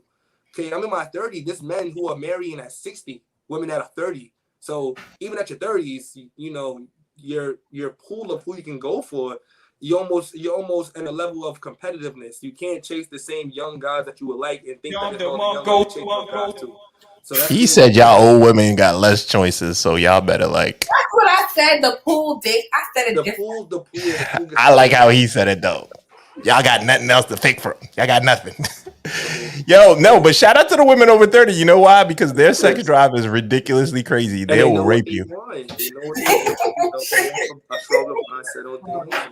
would like to think they have a more firm mindset, even if it's not the most profound. No, they're just horny. Super. Oh my gosh.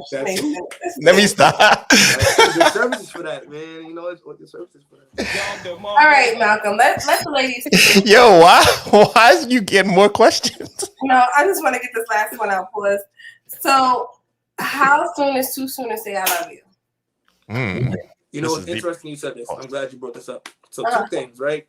My sister is 21. She just started dating, and she met somebody on Facebook in a month, and they were already, I love you. Right, and then another friend of mine, she was dating somebody, I want to say 8 months, almost a year, and the love conversation came up. And when I spoke to both of them, I had to ask them. I said, "Did you guys, do you know where you want to go with this? Because you know, when you're dating, like, you know what I'm saying, you're dating, you're just going by the day. You just casually, you know, hey, I lay up with you, you're somebody I'll commit to, but I'm not really committed to. I have the 1 foot in, 1 foot out, so it doesn't really make sense to be obligated." But then on the other hand, you have people who are feeling like they're obligated. My sister felt more obligated to be that person. And in response, the person she was dating knew she had 1 foot in and 1 foot out. So she took most of the benefits than what she was giving back. And for the other friend, she dated somebody who she fully committed herself to. Fully. believed in the dream, all that, and then caught him, just having conversations outside of what they were doing. And what I tried to explain to her, even then, you feel me, because he's wrong. However, it's no sense of responsibility to anything certain. There's nothing, you don't owe nothing. You know what I'm saying? You can spare people feelings. You could say sorry.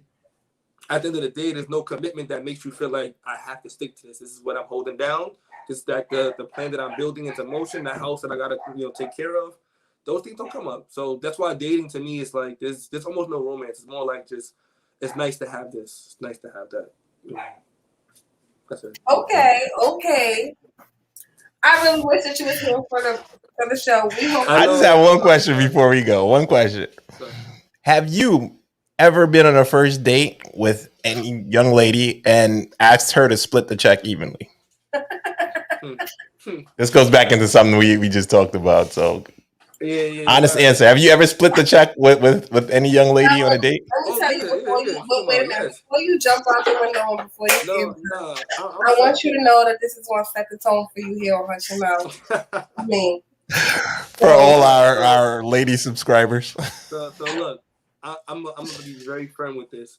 From 14 to 24, I was all about romance. So yeah, I didn't split the check. I paid cabs. I paid if it's me bringing your books to school for you. I do too. Like he was a gentleman. I believed in all of that, but then I dated people more and more. And the people I dated just showed me more how they have all these choices in life. This is what goes back to what I mean by women just having so much outlets. There's so much outlets you don't even know what to stare into. You just kind of go here, but then you got something that you already came from.